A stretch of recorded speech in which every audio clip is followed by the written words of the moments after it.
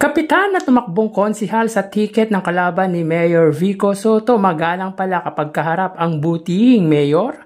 Iyan ang pag-uusapan natin patungkol sa kinabibiliban, hinahangaan at pinakamahusay na punong lungsod sa bansa ngayong araw po ng Sabado. Pero bago natin umpisan yan mga kaparokya ay humiling ako na pakisubscribe ang aking YouTube channel. Pakilike and share na din po mga kaparokya para mas dumami pa po ang makapanood ng content natin. Maraming salamat po sa inyo mga kaparokya.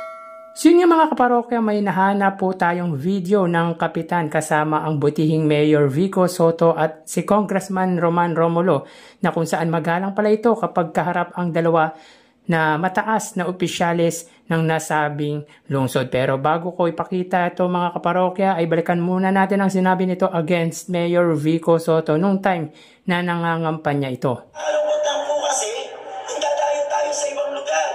Hindi mo kilala ang lungsod ng Pasig.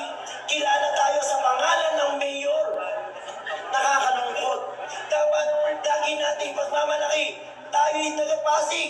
Si Ate Sara gusto niyang ipagmalaki ang Pasig. The Pasig is smart city. Gusto kong ipakilala ang lungsod ng Pasig sa isang malinis, maayos, masigla, makulay at ligtas na Pasig. Sapagkat pag nagawa natin ang mga bagay na yon, makakaingkayat tayo ng maraming mamumuhunan, maraming negosyante, at kung saan dadami ang trabaho.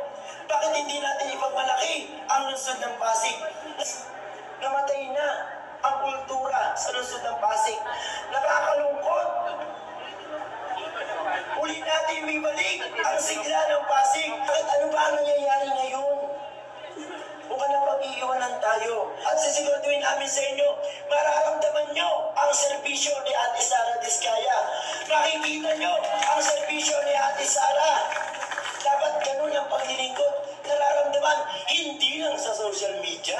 So yun nga mga kaparokya, grabe ang sinabi nitong paninira kay Mayor Vico Soto na kilala lang daw ang Pasig dahil sa pangalan ng mayor.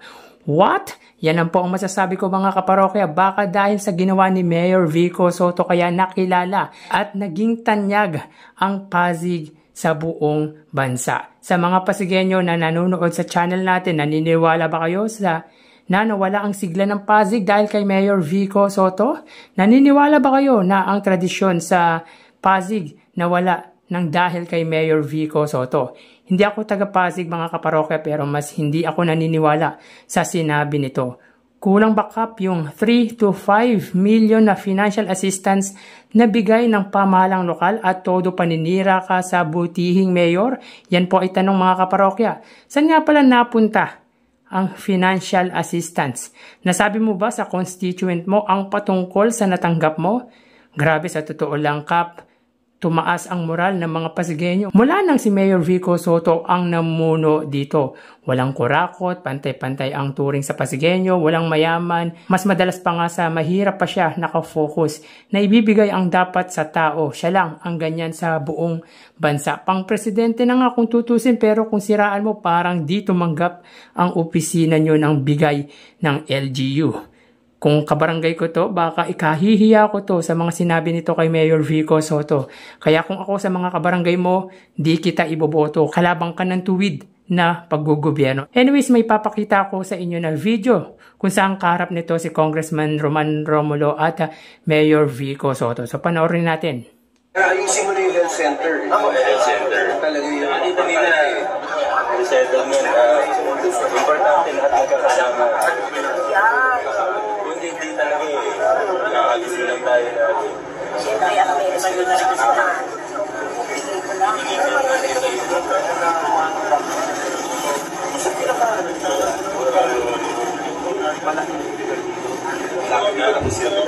nasa last stage ng negotiation. So yun yung mga kaparokya, ang galang, di ba? Ang galang ng kapitan ng Barangay Kalawaan. Magalang dahil kaharap ang mataas na opisyalis. Pero nung kumpanyahan o nung campaign period, akala mo mortal na kaaway ang turing sa pinakamahusay na alkalde sa buong bansa. Yan tuloy na pagsabihan ka pa na ipaayos ang health center. Mukhang LGU naman ang magpapagawa niyan, hindi ang barangay tapos ayaw pa isama. Daming problema siguro sa barangay tapos ibibitin Plano ba yan para siraan talaga si Mayor Vico Soto na kunwari walang ginawa sa barangay? Yan ay tanong lang, Kap. Anyways, kung gantong barangay captain ang tatakbo sa susunod na barangay election, sisiguraduhin ko kalaban ang mananalo, hindi ito. Parang ang plastic eh. Kayo mga parokya, anong masasabi nyo kay Kap? Pasensya na Kap, hindi ko talaga gusto yung sinabi mo against Mayor Vico Soto.